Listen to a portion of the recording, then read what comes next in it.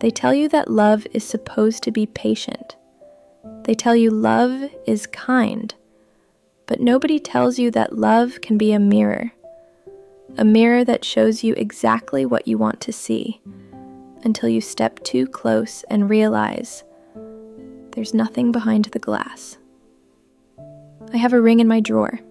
It's a diamond solitaire, vintage cut, stunningly beautiful. It sits inside a velvet box that I haven't opened in 3 years. People ask me why I don't sell it, why I don't throw it into the ocean like they do in the movies.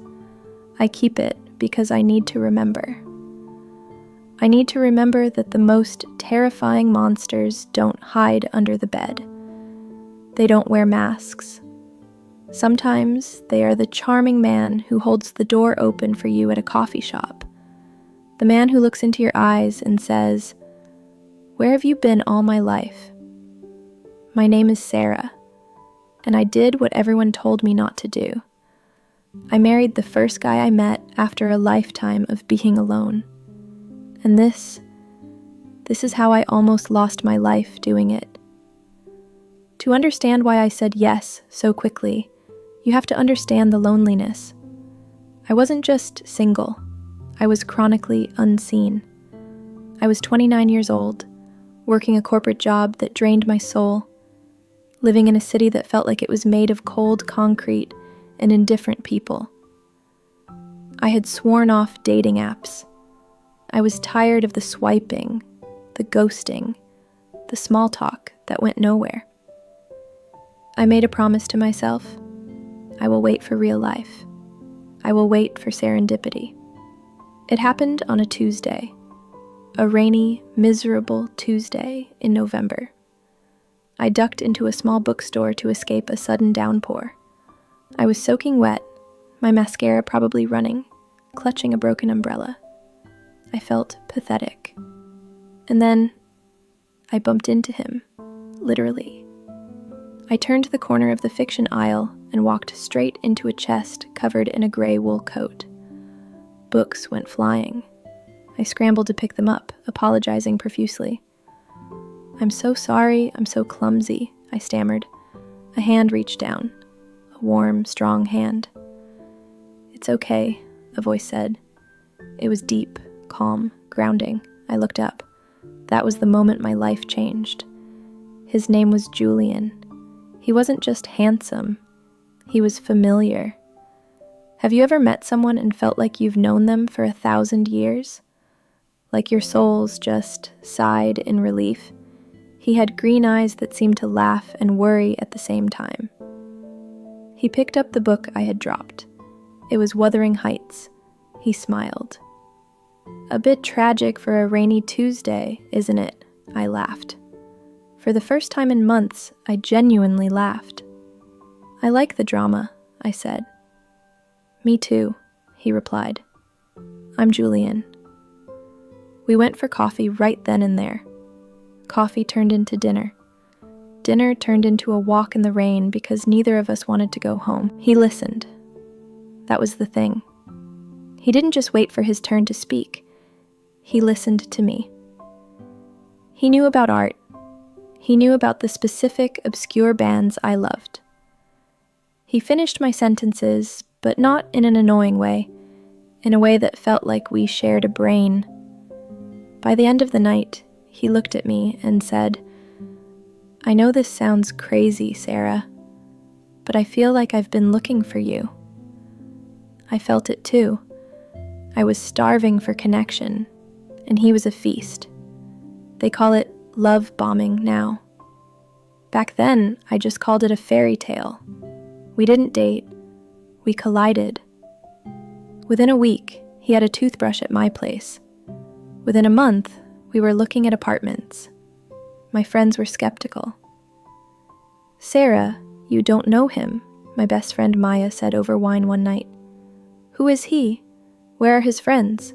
Why is he rushing this?" I got defensive.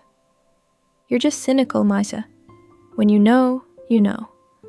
My grandparents married after 2 weeks and stayed together for 50 years. Why can't that be me?" Julian was perfect. He was an architect. stable, creative. He brought me flowers not on anniversaries, but on random Wednesdays, because the sun reminded him of me. He knew exactly how I took my coffee. He knew my insecurities, and he soothed them. 3 months after we met on Valentine's Day, he took me back to that bookstore. In the middle of the fiction aisle, right where we bumped into each other, he got down on one knee. "I don't want to spend another day without you as my wife," he said. I looked at the ring. It was exactly what I had pinned on my private Pinterest board years ago. A vintage cut. How did he know?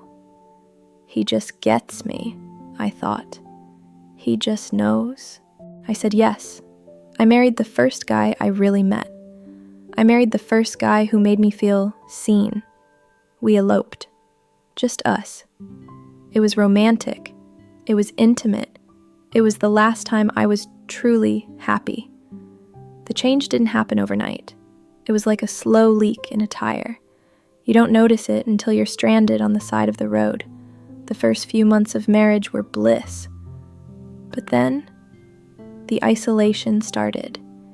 It began with protection. "I don't like how Maya talks to you," Julian would say. "She's jealous of us.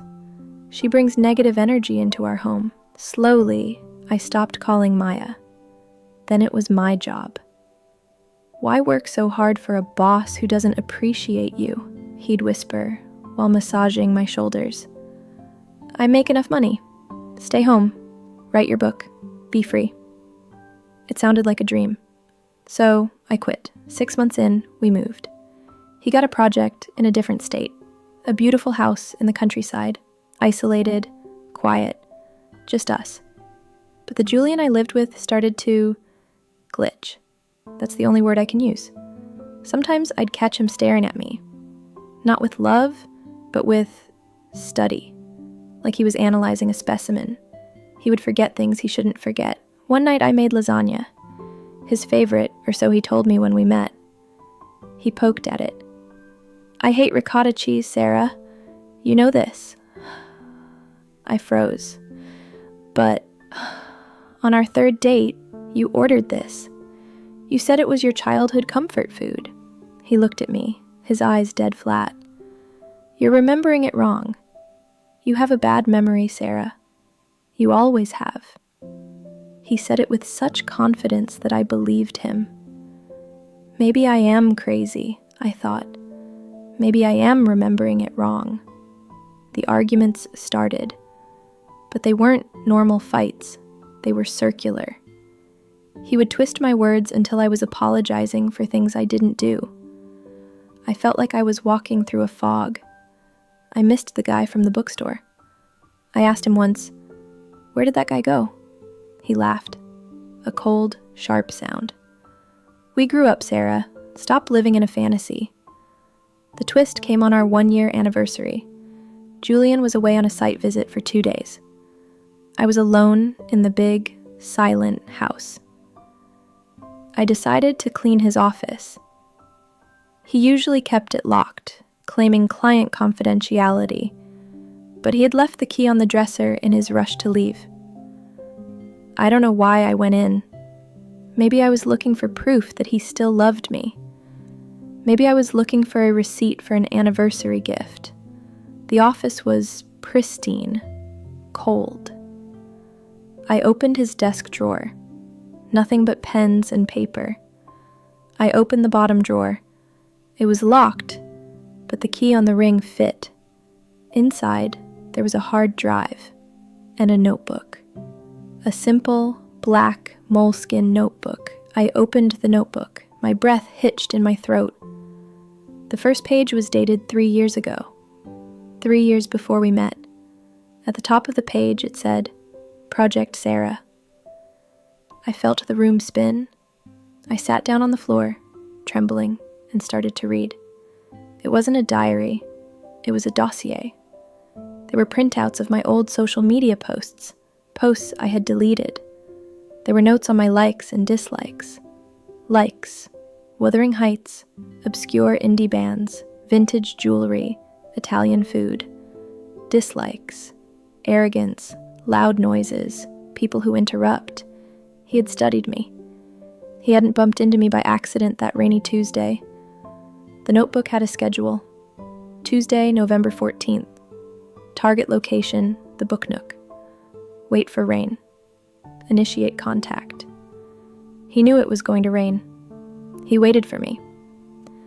I flipped the pages, my hands shaking so hard I almost ripped the paper. There were scripts, literal scripts of things he had said to me on our first dates. I feel like I've been looking for you. It was written right there in blue ink. But then I turned to the second half of the notebook, and that's when the terror truly set in. Because the header changed. It said, Project Emily, then Project Jessica. I scrambled to the computer and plugged in the hard drive. Folders, dozens of them. Photos of women. Women who looked a little like me. Dark hair, pale skin, vulnerable eyes. There were wedding photos. He had been married before, not once, but 3 times. I clicked on a folder named Emily Outcome. It was a news article. Local woman Emily Vance missing. Husband grieving. I clicked on Jessica Outcome. Obituary. Jessica Thorne died in a hiking accident. He wasn't an architect. He was a chameleon, a predator. He found lonely women, mirrored their personalities perfectly to make them fall in love, married them, isolated them. And when he got bored, or when the mask started to slip, he got rid of them. I wasn't his soulmate. I was just his current project. And looking at the timeline in the notebook, my expiration date was coming up. I heard the gravel crunch in the driveway. He was home early. Panic. Pure, primal panic washed over me. I couldn't let him know I knew. If I confronted him, I would end up like Emily. I would end up like Jessica. I shoved the hard drive into my bra. I threw the notebook back in the drawer and locked it. I ran out of the office and locked the door just as I heard his key in the front door. Sarah? Honey, I'm home. His voice, it used to sound so safe. Now it sounded like a death sentence. I ran to the kitchen and grabbed a glass of water, trying to steady my breathing. He walked in. He looked at me. He didn't smile. He sniffed the air. You're sweating, he said. Why are you sweating? I was working out, I lied. He walked closer. He reached out and touched my neck. His hand was freezing. Your heart is racing, he whispered. He looked at the stairs, toward his office. Did you go upstairs, Sarah? No, I said. I've been down here. He stared at me for a long time. The silence stretched until I thought I would scream. Okay, he said finally. Make me dinner. That night, I didn't sleep. I lay next to a stranger who wanted to kill me. I waited until 3 a.m. I knew he was a heavy sleeper. It was in his notes about his own character build. I didn't pack a bag. That would make noise. I took my car keys. I took the hard drive. I crept down the stairs. Every creak of the wood sounded like a gunshot. I got to the front door. I unlocked it. Click. Going somewhere? I froze. He was standing at the top of the stairs, in the dark. You looked in the drawer, he said. His voice was completely different now. No accent, no warmth, just cold, metallic rage. I did, I said. My voice surprised me. It was strong. He started walking down the stairs. You know, Sarah, you were my favorite. You really were. I thought we could last another year. Stay back, I screamed. He lunged. I threw the vase from the entry table at him. It shattered against the wall, distracting him for a split second. I ripped the door open and ran into the night. It was raining again. just like the day we met. I fumbled with my car keys. I could hear him running barefoot on the gravel behind me. "Sarah, you can't leave. You belong to me." I got in the car, locked the doors. His fist slammed against the window just as I turned the ignition. His face, it wasn't human. It was contorted with pure hatred. I floored it. I didn't look back. I drove straight to the police station in the next town over. With the hard drive and the notebook I had taken photos of on my phone, they had enough. They found him. Or rather, they found who he was currently pretending to be. His name wasn't Julian, it was Marcus. And he was wanted in 3 states. He is in prison now. Life without parole. It took me a long time to learn how to be Sarah again. I had to learn what I actually liked, not what I liked because I wanted him to love me. I had to forgive myself for falling for it, for ignoring the red flags, for marrying a stranger because I was afraid of being alone. I realized that this first guy I met wasn't a person. He was a reflection of my own desperation. So, here's the lesson. Love isn't about finding someone who is exactly like you. It's not about a seamless, perfect fairy tale where everything happens fast. Real love is slow. Real love is clumsy. Real love takes time to learn a person's flaws, not just their script. If you meet someone who seems too perfect to be true, who mirrors your soul within minutes, take a step back, shatter the mirror, and see who is standing behind it. Thank you for listening to my story. It wasn't easy to tell, but if it saves even one person from ignoring their intuition, it was worth it. The world is changing, and relationships are harder than ever. We need to look out for each other. Subscribe and like this video. Stay safe, stay smart, and never let your loneliness choose your partner for you.